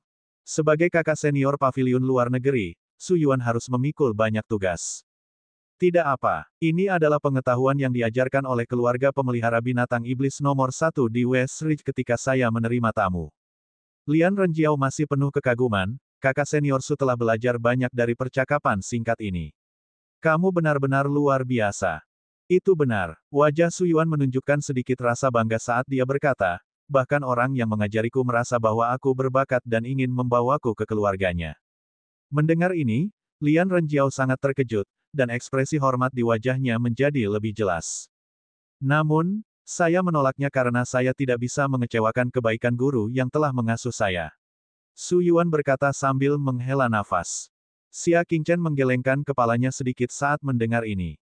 Keluarga yang memelihara binatang iblis di West Ridge selalu sangat tertutup dan jarang menunjukkan wajah mereka. Belum lagi menerima orang luar yang baru mereka temui satu kali ke dalam keluarga mereka. Untuk memenangkan hati seorang gadis, Su Yuan telah membual ke surga. Kata-kata Su Yuan berubah dan kembali tertuju pada Cui Hua, berkata, berdasarkan pengalamanku, lukanya seharusnya berada di perut. Situasinya sangat serius. Jika tidak ditangani tepat waktu, saya khawatir akan mengancam nyawa. Lian Renjiao mempercayai kata-katanya tanpa keraguan, dan ekspresinya sangat serius. Di mata Xia Qingchen, itu hanyalah omong kosong belaka. Namun, Cui Hua tidak ada hubungannya dengan dia, jadi dia terlalu malas untuk mengoreksinya. Graji, sebaliknya, ingin berbaring di tanah dan tidur dengan tenang. Namun, Su Yuan terus mengoceh, yang membuatnya sangat tidak puas. Kamu berisik sekali. Graji merangkak dan dengan marah datang ke depan Su Yuan, bukankah kucing ini depresi karena terobosan yang gagal? Apa yang kamu gumamkan? Mengancam nyawa, hehehe. Ekspresi Su Yuan menegang. Dia dengan dingin melirik ke arah Xia Qingchen. Jaga anjingmu. Xia Qingchen menenangkan hatinya dan berkata, anjingku tidak salah. Kamu memang terlalu berisik. Juga, bisakah kamu lebih rendah hati dan tidak mengungkapkan pendapatmu tentang hal-hal yang tidak kamu mengerti? Katakan itu lagi. Mata Su Yuan tajam. Seorang murid kecil baru, yang mengandalkan sedikit ketenaran, tidak menempatkan dia, murid dari tetua paviliun, di matanya. Ayolah, bukankah ini hanya masalah makanan anjing? Graji mengeluarkan sepotong makanan anjing dan memasukkannya ke dalam mulut Cui Hua. Telanlah. Cui Hua yang semula lesu langsung menjadi bersemangat. Dia segera melompat dari pelukan Su Yuan dan menelan makanan anjing itu. Efek obat yang kuat mulai berlaku dengan sangat cepat, dan tingkat budidaya kucing kecil berwarna-warni itu dengan cepat menembus ke tingkat pertama dari tahap konstelasi utama. Ia mengeong tanpa henti karena kejutan yang menyenangkan, berputar di sekitar Lian Renjiao. Lian Renjiao sangat terkejut. Cui Hua, yang putus asa selama setengah tahun, disembuhkan begitu saja. Alasan sebenarnya adalah suasana hatinya sedang buruk setelah gagal menerobos. Dan bukankah nyawa Su Yuan dalam bahaya? Graji menguap dengan malas, berbalik dan berjalan kembali. Baiklah, berhentilah menggerutu dan mengganggu tidur anjing tuanmu. Lian Ren menatap dengan enggan seolah dia telah melihat jejak sikap seorang ahli. Ketika tatapannya tertuju pada Xia Qingchen, dia meninggalkan sisi Su Yuan dengan gembira dan duduk di sampingnya. Dia bertanya tentang dendam dengan rasa ingin tahu. Adik perempuan junior Lian, kata Su Yuan dengan serius, saya akan memeriksa Cui Hua lagi. Dia baru saja makan sesuatu yang tidak diketahui. Mungkin ada beberapa efek sisa. Sebelum dia bisa menyelesaikan kalimatnya, Lian Renjiao menoleh dengan ekspresi sedikit tidak puas dan berkata, tidak perlu merepotkan kakak senior Su. Jika kamu bisa diam, kamu akan sangat membantuku. Bahkan Lian Renjiao mulai berpikir bahwa Su Yuan terlalu berisik. Wajah orang terakhir itu menegang. Selama sisa perjalanan, wajahnya muram. Dia menyaksikan hubungan Lian Renjiao dan Xia Qingchen menjadi semakin hangat, sementara dia ditinggalkan tanpa ada yang memperhatikannya. Setengah bulan kemudian, burung itu terbang ribuan mil dan akhirnya tiba di sebuah kota di bawah kekuasaan Tanah Suci Sekte Tebing Pedang. Konferensi Jejak Surgawi tahun ini diadakan di sini.